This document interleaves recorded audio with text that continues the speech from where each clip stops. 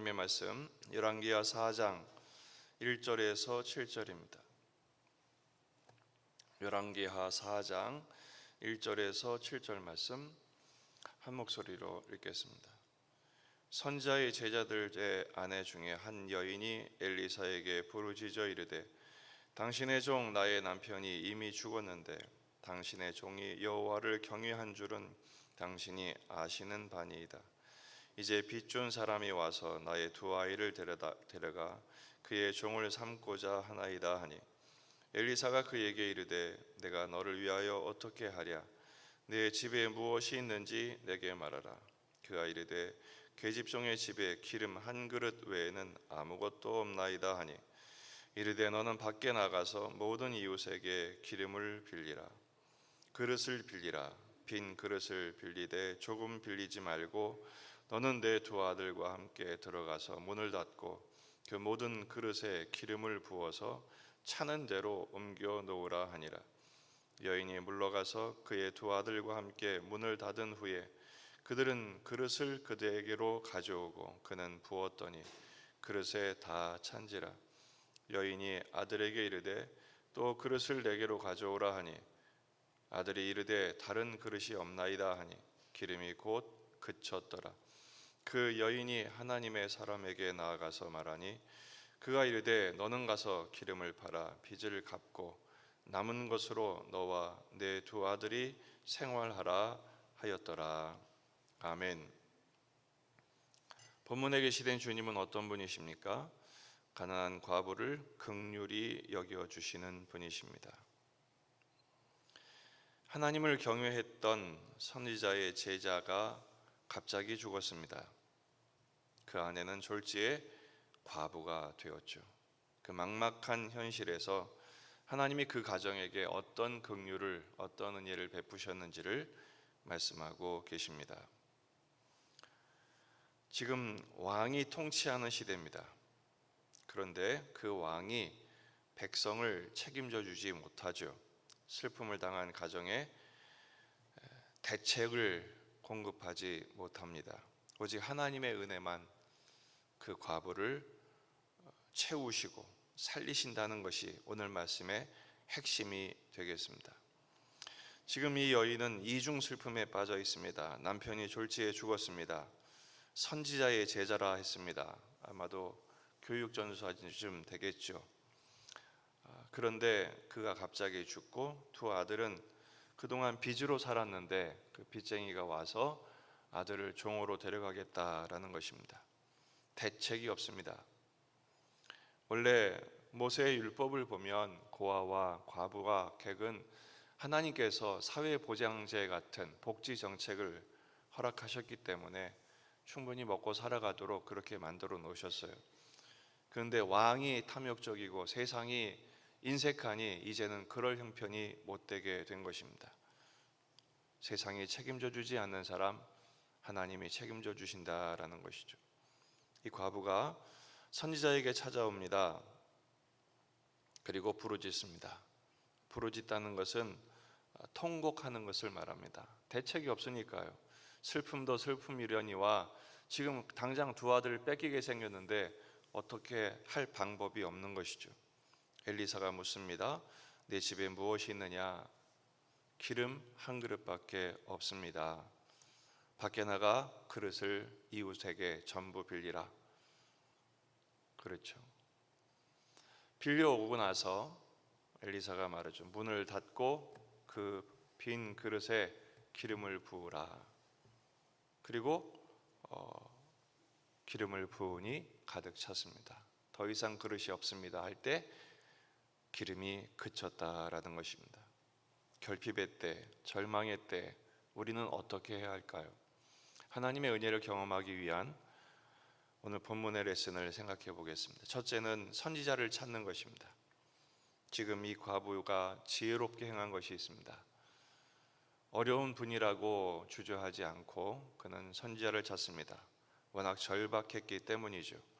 그리고 선지자에게 나아가 부르짖습니다. 통곡을 한 것입니다. 여러분, 눈물 날 때, 절박할 때 우리의 참 선지자이신 예수님을 찾으시기 바랍니다. 그 주님께 나아가 통곡하십시다. 하나님은 우리의 눈물의 기도를 외면하시는 분이 아니십니다. 주님이 들으시죠. 엘리사가 무엇이 있냐고 묻습니다.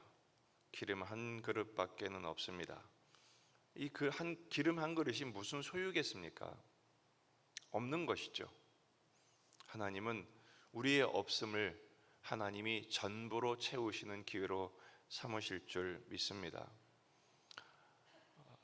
군중들이 주님의 말씀을 듣다가 다 굶주리게 생겼습니다.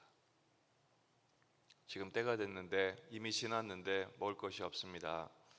주님 뭐라고 말씀하십니까? 너희가 먹을 것을 주어라. 그런데 가진 게 없잖아요. 그런데 빌립이 찾아보죠.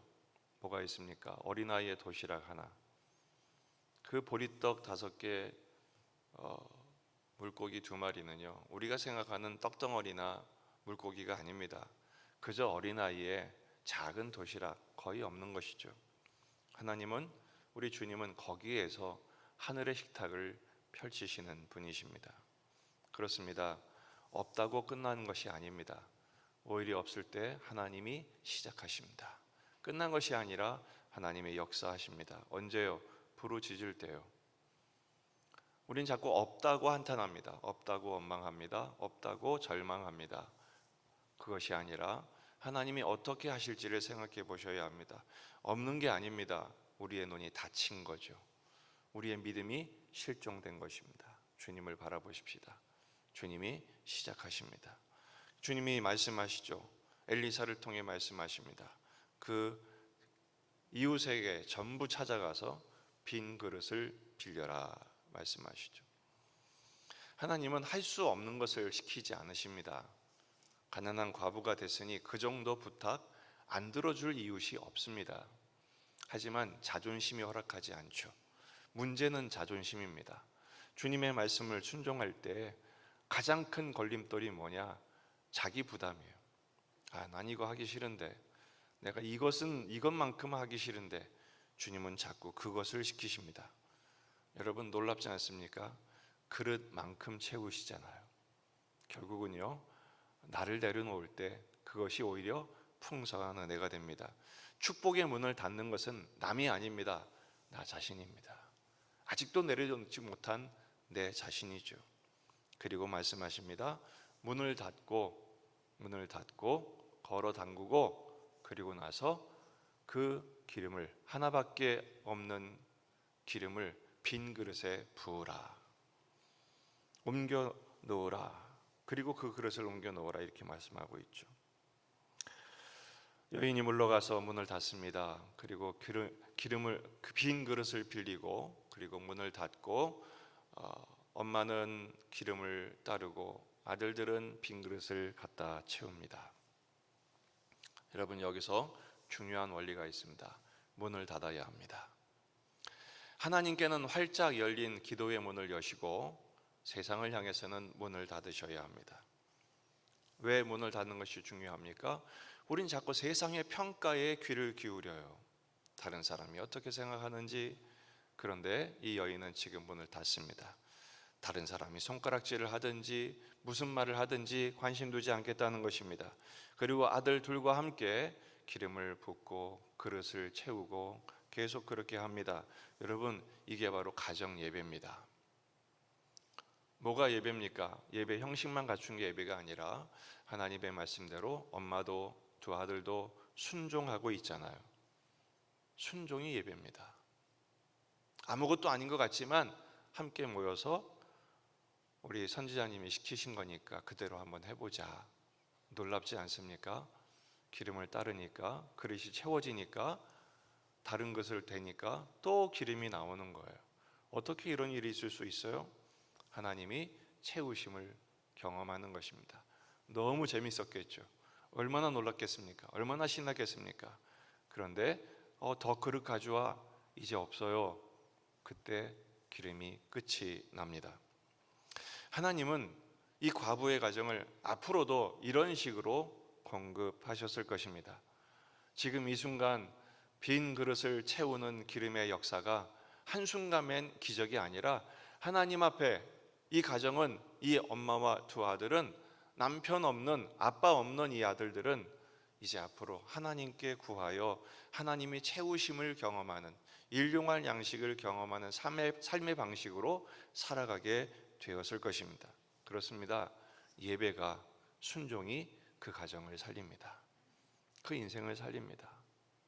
로마서 12장 1절, 그러므로 형제들아 내가 하나님의 모든 자비하심으로 너희를 권하노니 너희 몸을 하나님이 기뻐하시는 거룩한 산 제물로 드리라. 몸을 드리는 제사,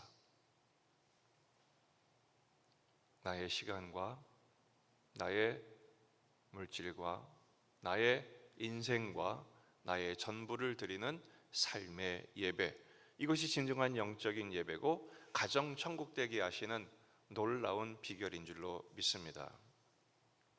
하나님은 이스라엘 백성들을 광야에서 어떤 식으로 먹이셨습니까? 광야로 나가게 하셨습니다.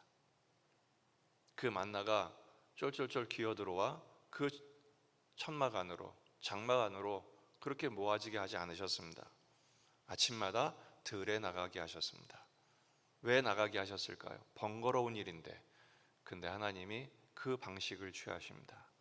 하나님께 구하라는 것입니다. 이 과부가 엘리사에게 찾아가듯이 빈 그릇을 빌리듯이 하나님께 빈손을 들고 나가라는 것입니다. 그러면 하나님은 그 빈손을 넉넉하게 채우십니다. 일용할 양식의 은혜로 채우셨습니다. 심지어는 그들이 범죄하고 하나님을 반역했을 때조차도 하나님은 단 하루도 거르신 적이 없습니다. 돌보시는 왕이시죠. 우리는 자꾸 그 돌보시는 왕을 너무 인색하게 대해요.